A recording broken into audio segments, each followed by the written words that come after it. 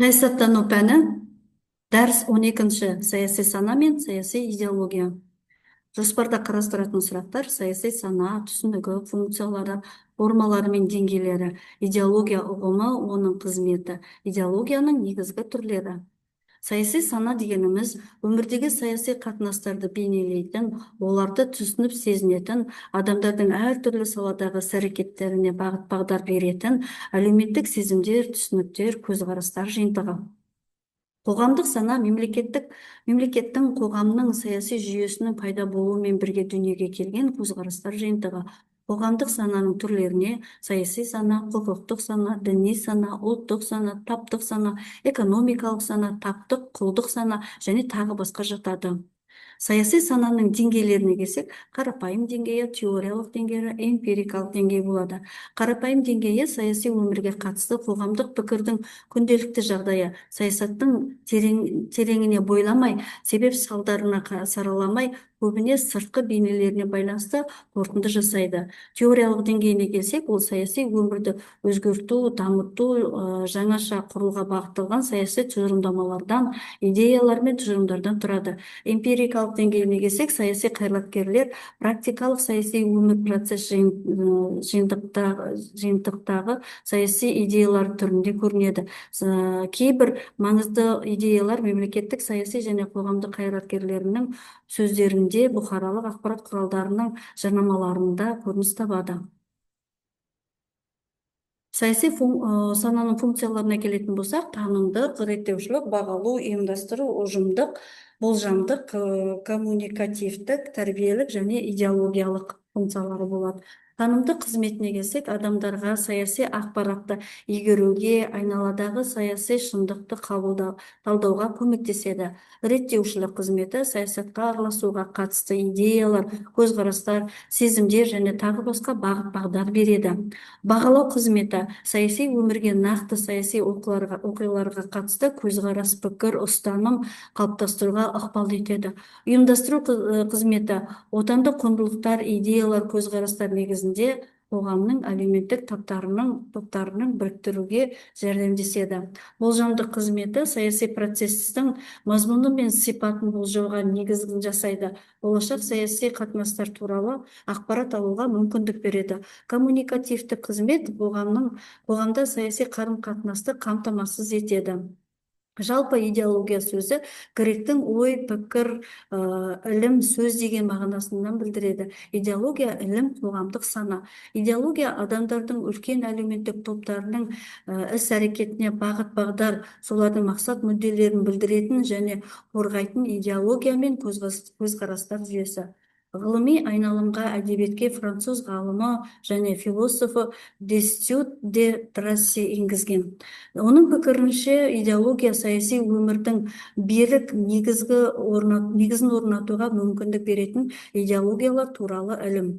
Адамның қоғамдық саяси өмірге қатысуы мен әлеуметтік саяси қызмет етуіне, плюрализмін қалыптастыруға, саяси ұстаным қалыптастыруға, саяси әлеуметтенуіне көмектеседі. Идеологиялық қызметі саяси субъектінің өзіндік мүдделерін білдіріп, жекелеген әлеуметтік топтардың идеологиясына ықпал етеді және саяси санада демократиялық плюрализм қағидатын дамытуға қызмет етеді. Саяси сананың хронологиялық шеңберіне келсек, 17-18 ғасырларда мазмұны діни феодалдық идеологияға қарсы тұру, прогресс, рационализм және гуманизм идеяларын қорғау болды.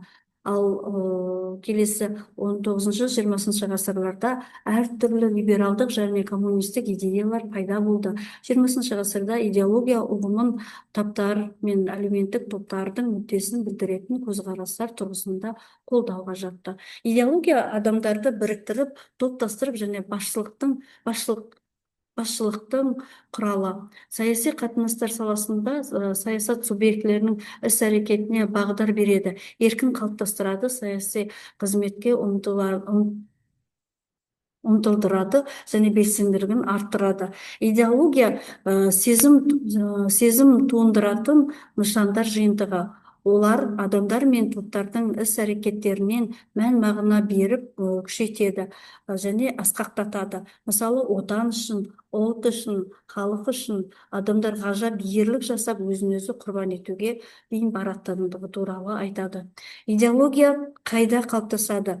Идеологияны кімдер жасайды? Идеология қалай таратылады деген сұрақтар туындайды.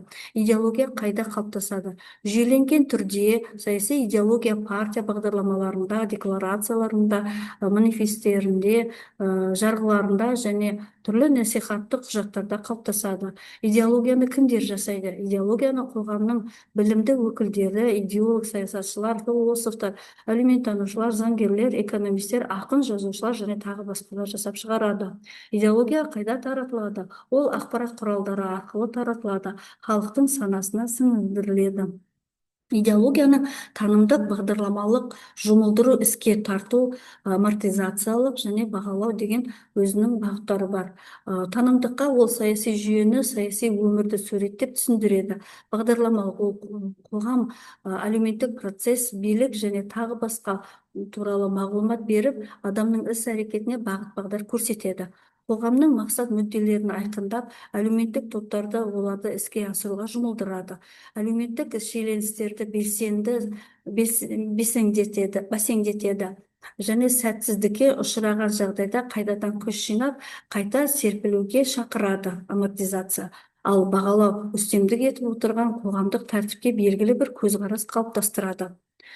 Және идеологияның төмендегі бағыттары бар: либералистік, консерватистік, социал-демократиялық және коммунистік. Либералдық ол фашизмге жатады, консерватизм ол анархизм және социал-демократиялық феминизм, коммунистік ол эвонерументализм бағытын құрайды. Либерализм демократиялық құқықтары мен жеке бостандықты, кәсіпкерлік бостандығы және парламенттік жүйесін қорғайды. Оған жататын саясаттанушыларды төменге тапсырма ретінде қалдырдық. Келесі консерватизм, яғни латын тілінен қорғау деген мағынаны білдіреді. Консерватизм әдетте либерализмге қарсы тұрады. Бұл идеология дәстүрлі қоғамдық тәртіпті қорғауға, түрлі жаңалықтарды және өзгерістерге қарсы тұруға бағытталған. Ол бағыттағы өкілдерді келесі тапсырмада тізіп жазатын боласыздар. Социалистік идеология латын тілінен алғанда әлеуметтік идеал ретінде әлеуметтік әділеттілік пен теңдік принципін алға тартатын бағыт. Оған жататын өкілдерді төменге тізіп жазатын боласыздар. Либерализм өз ішінен индивидуализм, бостандық, ақыл, теңдік, толеранттылық және конституционализм деп бөлінеді. Неолиберализмнің 20 ғасырда неолиберализм теориясы жасалды. Оған сәйкес мемлекеттің негізгі функциялары еркін кәсіпкерлік қорғау, монополияға қарсы күрес және тағы басқа кәсіптік даму пайда болды. Оның өкілдерін тапсырмада орындайсыздар. Неолиберализм идеясына көптеген партиялар сүйенеді. 1955 жылдан бері Жапонияның ең ірі партиясы либералдық демократиялық партиясы. Либералдық ол Англия, Аустрия, Канада және тағы басқа елдердің саяси өмірінде елеулі орын алды. Консерватизмнің бағыттары дәстүрлі, адамның жетілмегендігі, иерархия, тәртіп, патернализм, меншік сияқты бағыттарды қамтиды. Неоконсерватизм ол көптеген елдерде қалыптасқан либералды құндылықтарды, құқықтар мен бостандықтарды қорғау, кәсіпкерлік бостандықтарды мойындай отырып, осы құндылықтарды дәстүрлі құндылықтармен тығыз байланыстыратын бағыт. Оның өкілдерін келтіріп өтетін боласыздар. Ары қарай тұңғыш консервативтік партия 1867 жылы Англияда пайда болған. Ол 20 ғасырдың 80 жылдарынан бастап Англия, ақш, Герман Федеративтік Республикасы және тағы сол сияқты елдерде өкілетті билікке келді. Социалистік идеология ол өзінің ішінде теңдік, қоғамның басымдығы, коллективизм, қоғамдық меншік, жоспарлы экономика жүйелерін қалыптасты. Социалистік идеология өз ішінен социал-демократиялық идеология және коммунистік идеология деп бөлінді. Социал-демократиялық идеологияның негізін салушылар Бернштейн және Каутский болды. Коммунистік идеологияның негізін салушылар Маркс, Энгельс және Ленин. бағыттары төменде көрсетілгендей әлеуметтік әділеттілік пен теңдік қоғамына өту бірдеп болу керек деді. Революция мен зорлық-зомбылыққа қарсы әлеуметтік реформалар арқылы өту және капитализмге қарсы емес, бірақ байлар мен кедейлер арасындағы алшақтықты жою үшін керек деп санады. Реформалармен қоғамды өзгерту мүмкін емес, өйткені үстем таптар өз билігін өз еріктерімен бергісі келмейді деді. Бірден бір дұрыс жол капитализмді революциялық күшпен жою деді. Әрқайсында қабілетіне қарар, әрқайсында қажеттіліктеріне қарай принципі тапсыз коммунистік қоғам құру. Идеологияның негізгі түрлеріне фашистік идеология, анархизм және олардың негізін салушыларды жазып өтетін боласыздар. Фашизм идеологиясының негізін салған кімдерді төменге қарай көрсетесіздер 1919 жылы, және анархизмда біз негізін қалаушыларды мысал ретінде қалдырып кеттік.